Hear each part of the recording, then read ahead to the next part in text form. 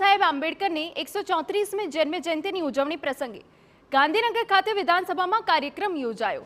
વિધાનસભાના પોડિયમ ખાતે ડોક્ટર બાબા સાહેબ આંબેડકરના તેલી ચિત્રને સીએમ અને વિધાનસભા અધ્યક્ષે ફૂલહાર અર્પણ કર્યા।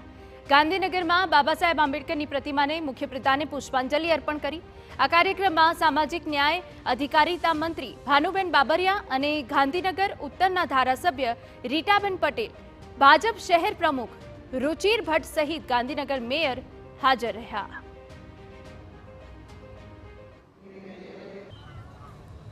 બંધારણના ઘડવૈયા ભારત રત્ન ડોક્ટર બાબા સાહેબ આંબેડકરને 134મી જન્મ જયંતિએ મારા સત વંદન કરું છું।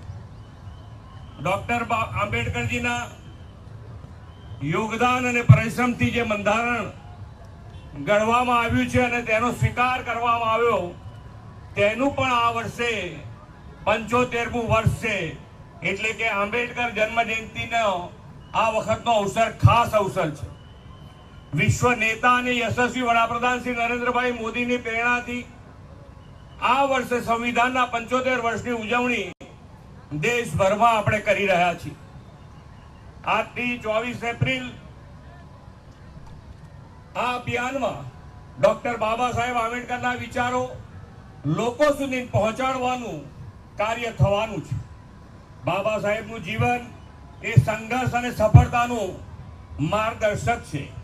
બાબા સાહેબે માત્ર પોતાના માટે નહીં પણ સમગ્ર સમાજ માટે એક સમાનતા, ન્યાય અને આધુનિકતાના આધારે ભારતનું બંધારણ ઘડવામાં મહત્વપૂર્ણ ભૂમિકા નિભાવી।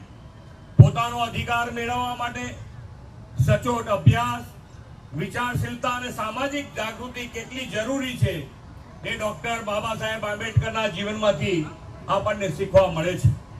તેમને દ્રઢ વિશ્વાસ હતો કે શિક્ષણ એ મુક્તિનો રસ્તો છે।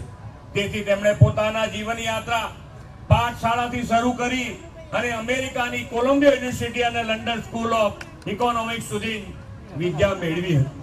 તેઓ હંમેશા માનતા કે સામાજિક ન્યાય વગર માનવતાની કલ્પના અધૂરી છે। જાતિવાદ ગઠબંધન તોડવા માટે શિક્ષણ, સંઘર્ષ અને સંગઠન ત્રણેયની જરૂર છે। તેમણે કહ્યું હતું કે જીવન માટે આપણે આપણી પાસે વિચારવાની, વર્તનની અને વિશ્વાસ રાખવાની સ્વતંત્રતા હોવી જોઈએ। તેમના વિચારોને જીવનમાં ઉતારીને સામાજિક સમાનતા સાથે વડાપ્રધાનશ્રીના સંકલ્પ વિકસિત ભારત 2047 માટે સતત પ્રયત્નશીલ રહેવા સૌ પ્રતિબદ્ધ થઈએ। સમાનતાના સૈનિક ડોક્ટર બાબા સાહેબ આંબેડકરને વિનમ્ર ભાવે શ્રદ્ધાંજલિ પાઠવીને વિરમું છું। ભારત માતા કી જય, વંદે માતરમ, જય જય ગરવી।